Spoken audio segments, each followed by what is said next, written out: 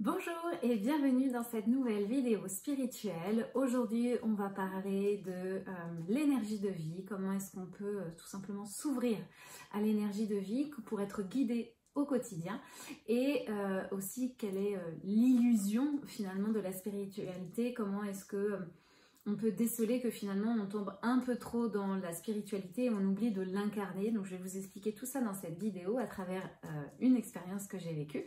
J'aime bien me servir de mes expériences pour tenter de vous faire prendre conscience, en tout cas d'éclairer en vous et bien, toutes les possibilités d'expérimenter tous ces concepts spirituels, toutes les lois universelles, voilà, que cela devienne tangible dans votre vie et que ça ne reste pas justement à l'état de potentiel ou de concept ou de quelque chose d'énergétique, de subtil. Il faut que ça puisse avoir une densité, du concret pour votre vie.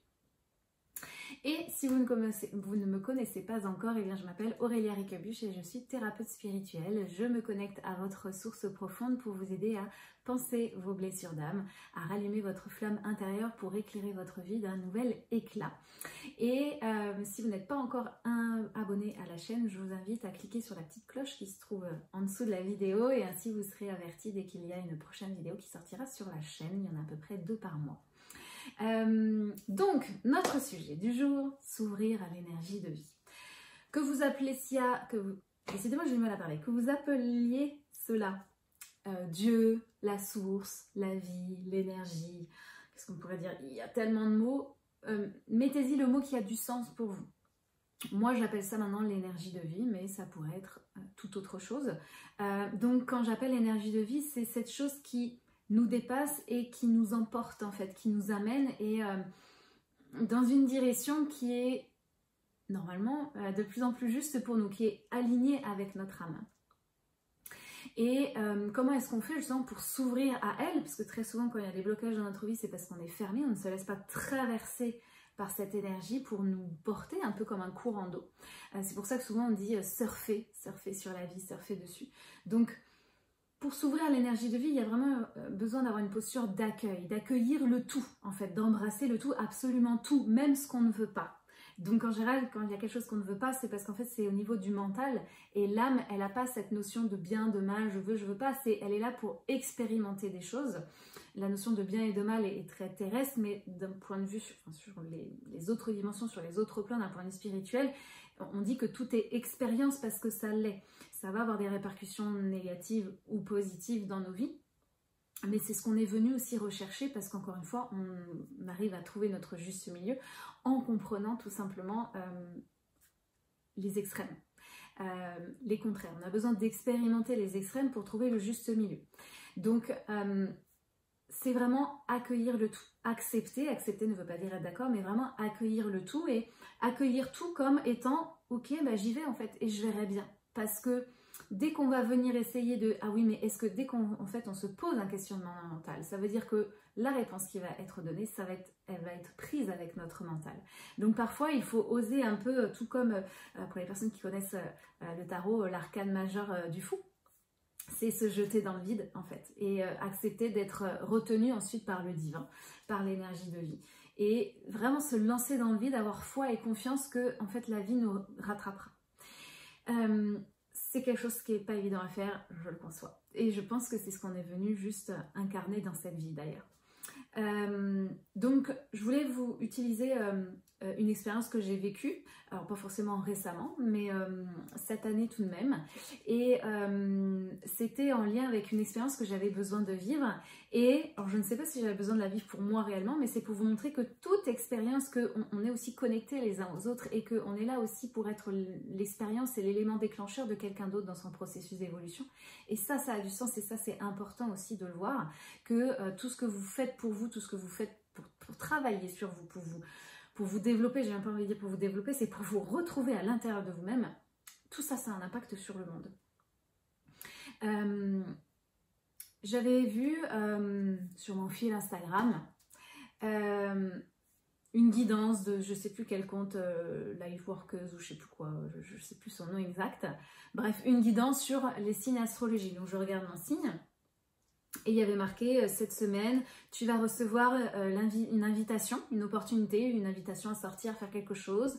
Il faut que tu l'acceptes et qu'ils te disent que, vous voyez, tes guides te disent que, tes guides c'est aussi toi, hein, mais tes guides te disent qu'il faut que tu l'acceptes, que cette semaine tu vas travailler sur ton chakra de la gorge, tu as besoin de libérer, d'ouvrir quelque chose au niveau de ton chakra de la gorge. J'avais de cet ordre-là.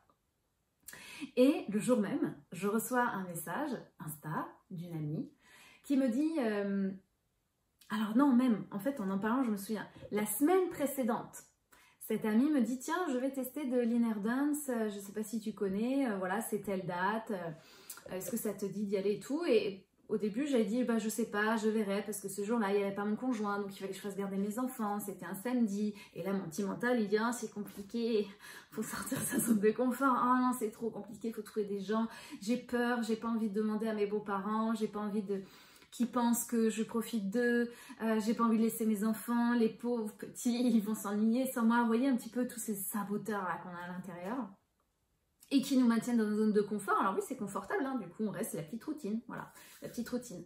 Sauf que je pense que si vous regardez ce genre de vidéo, c'est que vous voulez sortir cette routine, vous en avez ras-le-bol de cette routine, qu'à un moment donné vous avez envie, vous espérez mieux en fait, c'est viscéral, vous ressentez à l'intérieur de vous que vous avez besoin d'approfondir des choses, de creuser.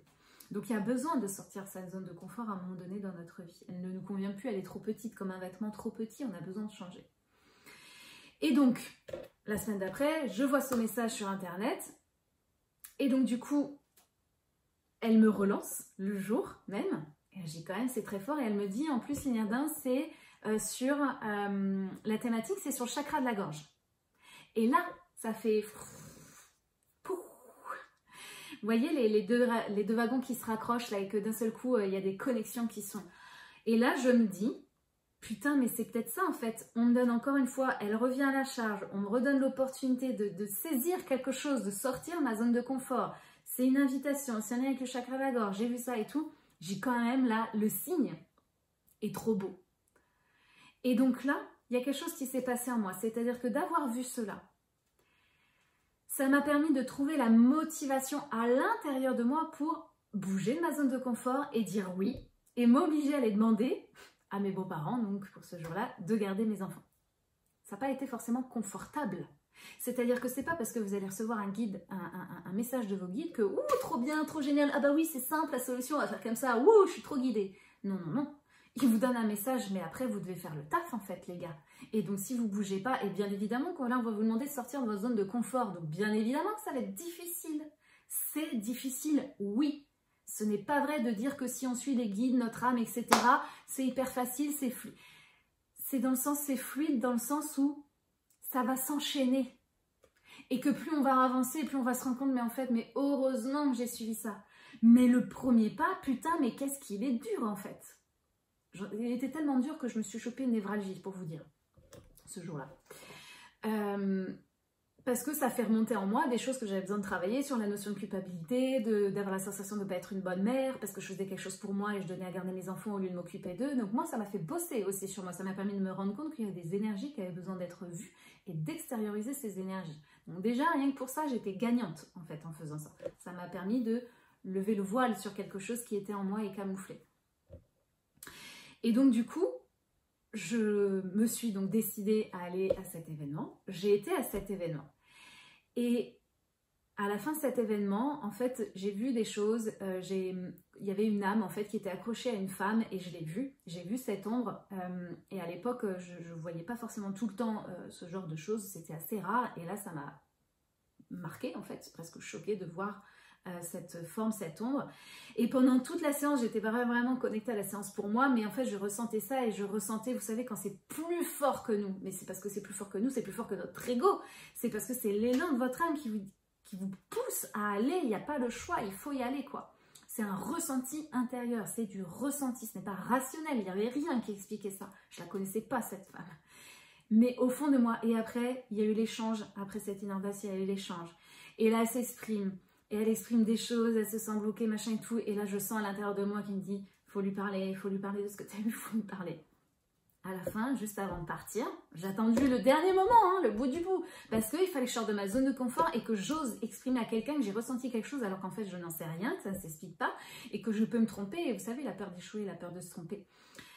Et bien il a fallu que j'aille contre ça parce que c'était plus fort que moi. Et j'ai été la voir et je lui ai posé des questions, je lui ai parlé, et en fait, bah oui, effectivement, elle ressentait quelqu'un depuis un moment, et en fait quand je lui ai dit que moi je ressentais ça et qu'il y avait une énergie féminine autour d'elle, elle a écarquillé les yeux et en même temps il y a un sourire qui s'est dessiné sur son visage parce que enfin quelqu'un accordé du crédit à ses ressentis et de se dire mais putain en fait je suis pas folle quoi, il n'y a pas que moi. Et donc là elle a pu ouvrir sa parole et elle a pu comprendre des choses et j'ai pu la guider sur mais en fait si elle communique avec toi c'est parce que tu as quelque chose à évoluer et c'était en lien avec tous les blocages et tout ce qui était ressorti durant sa séance à elle. C'est-à-dire que à travers mon intervention je lui ai permis de comprendre, de mettre du sens sur ce qu'elle avait ressenti durant cette inner dance et qu'elle ne comprenait pas. Et donc là, déjà le sentiment d'avoir accompli son devoir dans le sens d'une mission, ce qu'on est venu incarner, d'avoir pu l'aider, ça m'a fait un bien fou en fait. Indépendamment de ce que l'inner dance a pu m'apporter sur mon chakra de la gorge où j'ai ressenti des choses, mais mon ego s'attendait à plus. Mais parce que je pense que, en tout cas au jour d'aujourd'hui, je pense que c'était pas ça que j'étais venue voir, c'est que mes guides de la vie voulaient que j'aille là-dedans, déjà pour voir que j'avais des choses à travailler, mais aussi que j'allais pouvoir guider, éclairer cette femme et qu'elle avait besoin de mon éclairage en fait. Quand je vous dis qu'on est tous connectés et qu'on va tous être le signe de quelqu'un d'autre. Donc souvent on se dit oui, non mais j'ai suivi tes trucs, c'est rien passé, arrêtez de penser à ça en fait, parce que sinon là vous remettez déjà votre pouvoir sur les guides se sont trompés, mais les guides c'est ni plus ni moins que vous en fait, c'est un état intérieur aussi. Mais ils se manifestent à travers vous. Ils vont utiliser les signes qui savent très bien que ça va vous percuter vous parce que vous êtes une partie d'eux en fait.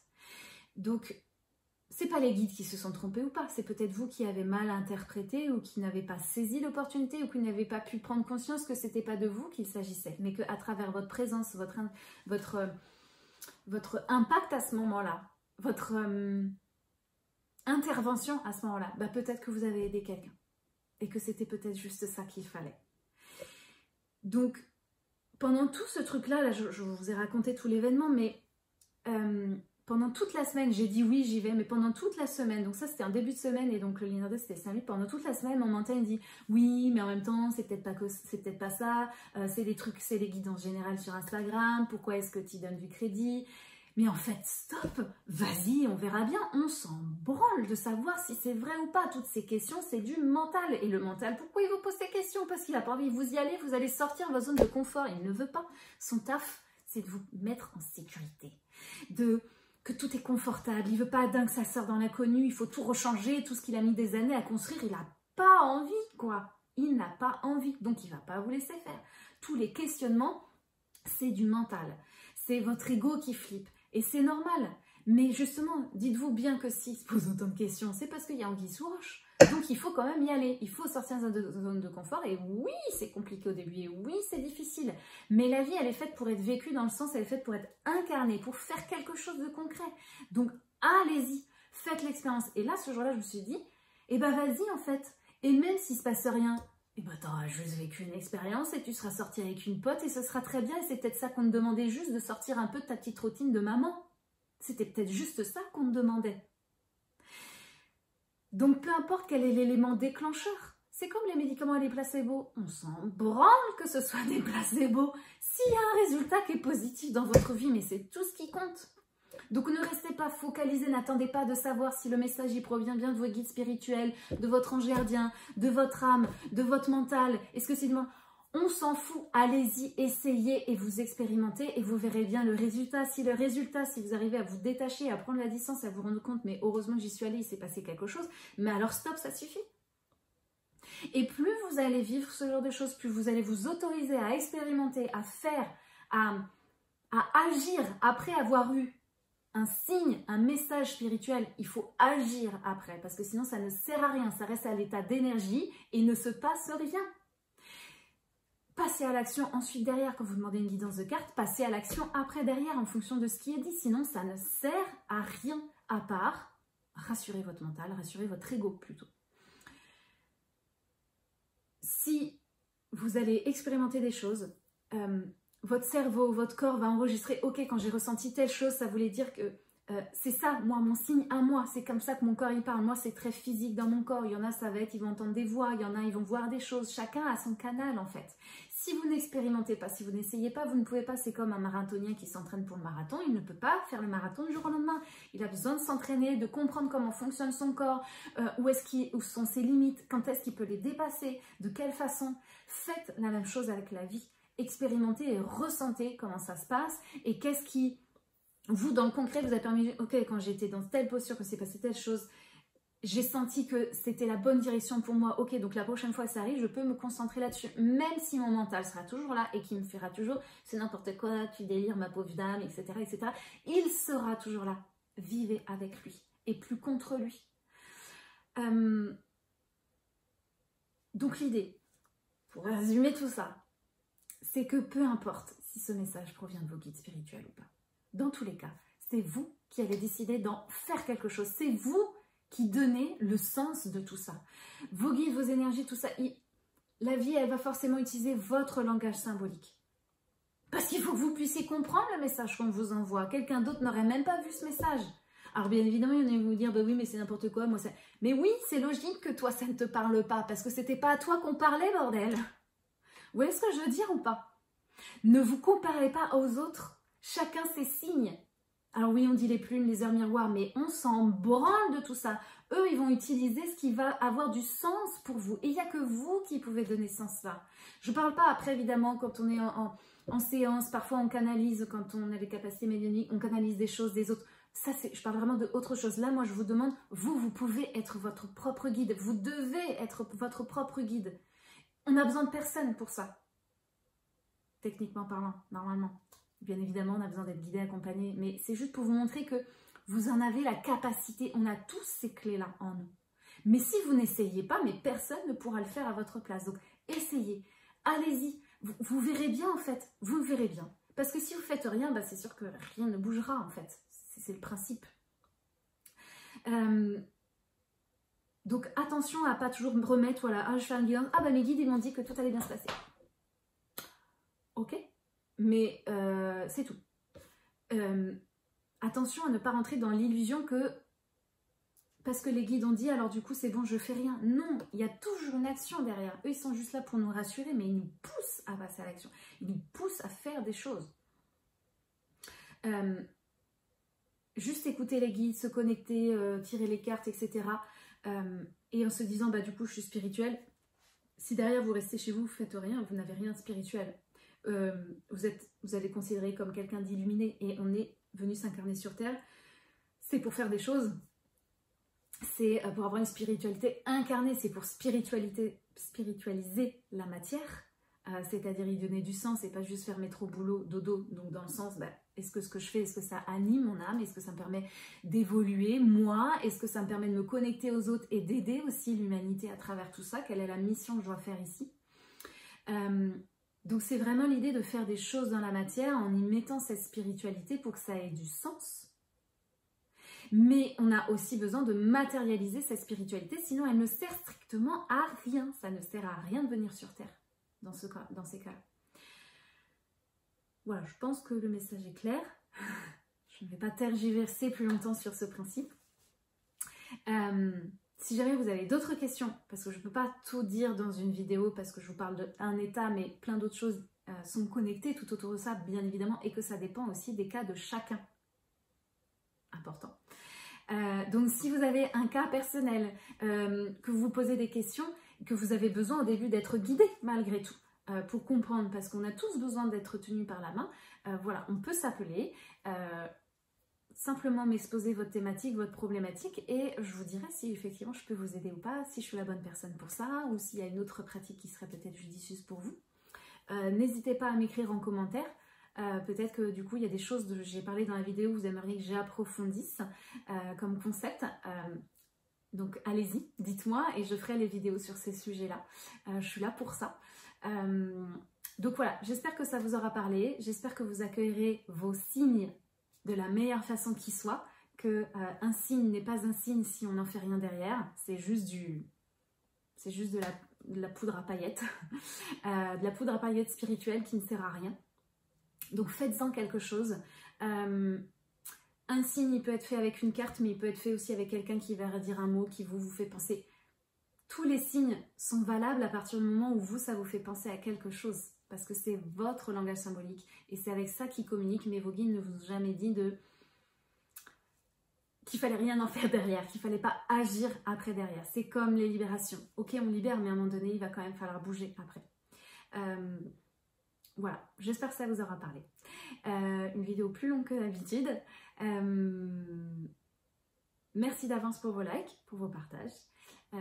Et puis on se retrouve très bientôt pour une prochaine vidéo. Salut, salut!